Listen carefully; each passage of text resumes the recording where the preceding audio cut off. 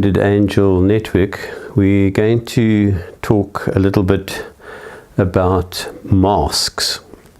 The masks that we wear, and I can think of no better starting place than the 1994 movie called The Mask, in which Jim Carrey plays a very obsequious, almost pathetic, I think he's a bank clerk, called Stanley Ipkiss. Stanley Ipkiss is a mouse. He's apologetic to his landlady who bullies him. He's just an absolute softy and a little grey man. And then as the movie unfolds, he's down by the river, and this ancient mask floats out of a chest from the bottom of the river. He finds the mask and he puts it on. And you will remember it turns a bright green, and it turns his whole face bright green as it wraps around it and locks onto him. And he undergoes the most amazing transformation. This mousy little grey person, Stanley Ipkiss, becomes this whole new character, a manic superhero. And of course, in the 90s, 94, when they made the movie, they were playing a lot with animation in real time movies, not as sophisticated as it is now. And so there was these very dramatic effects with his eyeballs popping out and his jaw dropping and his tongue rolling across the table. The point being that his mask made him into something completely different. And that's a wonderful place to start this conversation about the reality of psychological masks. It was Carl Jung who first titled this phenomenon of the self that we project to the rest of the world that is different from the real person that we are. He titled it the persona, and that is a Latin word that comes out of Greek theatre. In Greek theatre, they spoke about a prosopon. Now you probably know that the Romans took over everything that the Greeks had done. They took over the pantheon of gods, and they just gave them different names. The Romans really weren't very good innovators. They were very good military strategists, and they took over the world. But their culture was largely copied from the Greeks. So they take this Greek theatrical device of the prosopon. They call it the persona. And in Greek and in Roman theatre, which was just a copy of the Greek theatre, there weren't a lot of actors.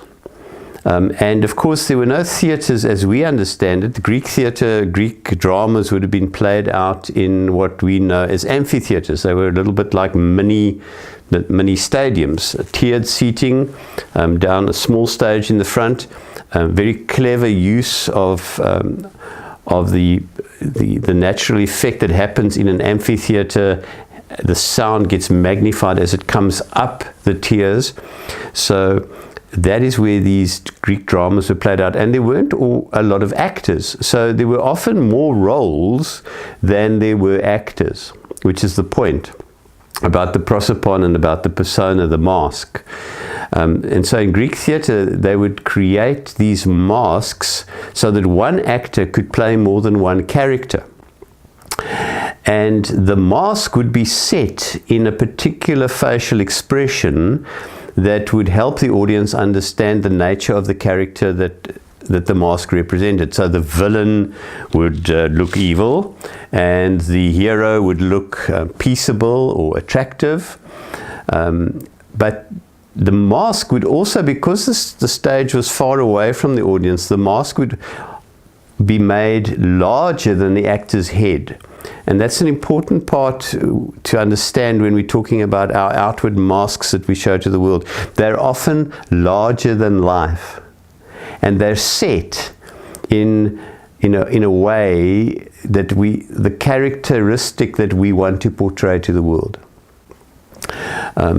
So Jung picks up this idea of the persona. Oh, by the way, there's another possibility in where the word persona comes from. It comes from the prosopon, from the Greek, but it's also quite possible that it has fed into it the meaning of personae in Latin, which means to sound forth. Because all of these masks, again, as a device to amplify, there's no electronics those days, no fancy microphones like I'm wearing here. The actor has to project their voice, and so into the masks that we're discussing, megaphones would be built, so that it would help in the projection of the sound. So personae is this projection of this voice of the actor through the mask. So the mask, and both those metaphors work with this psychological mask that we are talking about, because the larger than life set caricature, set character presented to the world, and this voice, this amplified voice, speaking not quite who we really are to our audience. Now, please understand that having a mask is quite natural and quite normal, and as children we learn that there are certain acceptable things in our society, there are things that are rewarded in our society, and that is why we create our mask, to show our best side, to show our best character to the world. That's a natural process. Where it becomes problematic is when we forget that the mask masks who we really are, and we begin to split off from who we really are and our real characteristics, some of which we're not too proud of and are trying to hide, and only live out from the place of the mask. I call that mask, in modern language, our Facebook self. It's that profile picture that is actually 10 years older than we really look now, or the profile picture that was taken at a really good time in our life when we'd lost some weight and we were working out and we were fit, but it's not really how we look now, but it's what we want the world to see. That's a good example of the persona, of the projected outward Facebook self mask presented to the world. Paul Dunbar has written a quite cynical poem which addresses this idea of the mask, and I'm going to read it to you. It is cynical, but it's an interesting look at this mask. The poem goes, we wear the mask that grins and lies. It hides our cheeks and shades our eyes. This debt we pay to human guile, with torn and bleeding hearts we smile, and mouth with myriad subtleties. Why should the world be overwise in counting all our tears and sighs? Nay, let them only see us while we wear the mask. Let them only see what we want them to see. Let them not see our tears and our sighs. Let not our bleeding hearts be made visible. We hide all of that behind the mask. So Carl Jung, in his discussion of the persona, says, as Jung is wont to do, troubling things, he says something that Susan Howitz, the novelist, picked up and wrote a whole series. I think there are 5 volumes of novels that she wrote about the clergy in Britain. It was at a time she was living over the common from Salisbury Cathedral, and got to know the cathedral staff quite well, and that became the characters, the background for these novels. Her first novel in that series was called Glittering Images. Glittering Images. And I must say, her novels the series was a very, very honest, hard look at the clergy. Being a member of the clergy, she really got some very deep insights, and it's worthwhile having a look at those novels. They're brilliant. But this first title, Glittering Images, she gets from Jung's statement that he makes about the mask, about the persona. And Jung says, the more glittering the image, the bigger the shadow it's hiding. So in other words, the more glitzy, the more shiny the image that we present to the world, the deeper the shadow, the deeper the darkness that is being hidden away. And I'm sure you have met, as I have met, people who are really very shiny. Please remember that behind that glitz and that shine, that veneer, there's probably quite a deep shadow that's being hidden away. Now, as I said, having a mask is quite natural, and sometimes I think back on my old hippie days in the 70s, and wish I could say to modern young people today, the lessons learned from those hippie days. Remember in the hippie days, those of you of my generation who grew up in the 60s and 70s, we had this saying was that just let it all hang out. You know, whatever's on your mind, just say it. Don't hide behind a mask. Be real. Just let it all hang out. And young people today also, particularly with social media, have a sense that whatever it is, they're going to tell you. Whatever's going on in their life is going to be made public. Nothing's going to be hidden away. Their opinions about you, about the world, they're just going to let it hang out. They've got a different word for it. They call it Facebook, Twitter, Instagram, Snapchat. But it's all going to come out. And it's going to come out completely unfiltered. Now, that's also not that helpful. I think just to be completely unfiltered doesn't really help. There needs to be a certain mystery about us all. So the mask has a function. That's not the problem.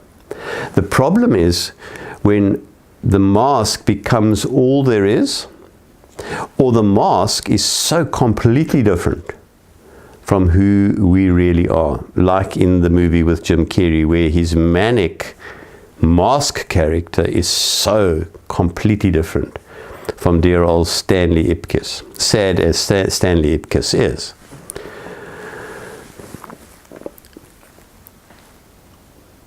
In terms of our work here in this video, it's a challenge therefore to reflect on who I am and who I present myself to the world to be. How different is my Facebook self? How different is my glittering image from who I really am? Because to be psychologically healthy, to be an integrated person, one would think that the persona that people meet, the public Facebook glittering image self, the masked self, would be pretty close to who we really are. Sadly, sometimes, certain professions and society's expectations give us a mask like that Greek theatre character. And it's very easy, if one doesn't know who you really are, to become over-identified with a mask. Let me give you some examples. In our current time, there is what I call the messianic medical practitioner, the doctor. It's dimming a little bit with people now Googling their own symptoms and walking into the doctor's office and telling the doctor what to prescribe. But before that happened, at least for the last 20 years, the messianic medical practitioner has had center stage as the authority figure in our culture. The doctor says, and if the doctor says, it's true. So very often young people going into medicine will develop this God complex and then over-identify with it and get trapped, often for the rest of their life, in this God complex where they are beyond question, where they are beyond mistake, where they are beyond being human, because they have so over-identified with the persona of the doctor. But what about the human? The human who happens to be the doctor. And so you have the messianic medical doctor, you have the arrogant, aggressive, litigating lawyer. Another caricature, and again one can over-identify in that role and become this abrasive, conflictual, adversarial person who's always attacking everybody, and that then becomes the personality. In my own profession, there's a huge danger, and I fell into it for many years, which led to a lot of depression in my own life, which we'll talk about maybe some other day. But I became, as a young person, completely over-identified with the role of the obsequious, caring, gentle clergyman, the vicar. Oh, hello, my dear. You even change your voice, you even speak differently, and you dress up in the lounge curtains when you're officiating in church, and it becomes a completely disconnected personality from who Peter really was. And it took me lots of therapy to disentangle myself from that professional persona that had grabbed hold of me. And so in every profession there is the danger that one over-identifies with the caricature of the image of the profession, and that then becomes the glittering image. Sometimes there's another thing that happens, and that is that someone will take on a persona that is completely different from who they really are. And when you get behind the persona, you're amazed that this person is actually quite different. It's a bit like the Jim Carrey movie. So the masked character, this manic superhero, is so different from Stanley Ipkiss.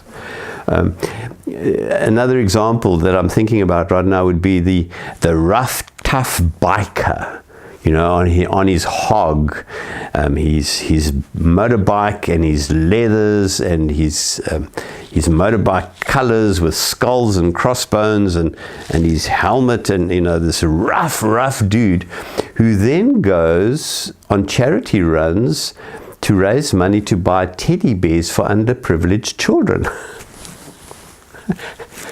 Such a softie, presenting as this big, tough biker. Can you see the disconnect? The persona completely different from the real identity of who the person is. Obviously, the lesson is when you meet somebody like the big, hairy biker, not to fall into the trap of judging the book by its cover, because behind the persona, even if it's a disturbing persona like the angry biker, may be a very pleasant person if you get to know them. It's a bit like Clark Kent, isn't it? Clark Kent, who is the very plain, dull man, Clark Kent. But when he gets into a telephone booth and there's a crisis, he becomes Superman. Faster than a speeding bullet. Superman. Again, there's this very great change when the mask, when the suit is put on. So, understanding the persona, understanding our own persona can be really helpful in terms of measuring how disconnected am I from who I really am.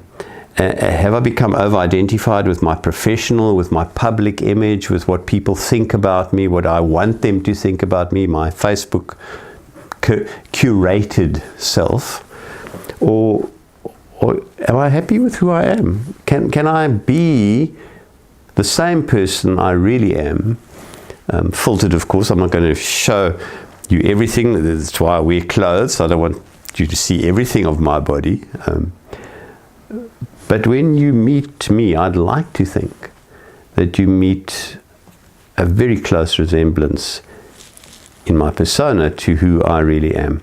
And so the more we can bring our real self, our shadow self, our less acceptable self into congruence, into compatibility, into union, into integration with our public presented self, the healthier we will be. So rather than the person in Dunbar's poem who hides our tears and our pain and won't let the world see who we really are and just wear the mask, unlike Dunbar's poem, maybe we can be the same person that the world meets when we are on our own.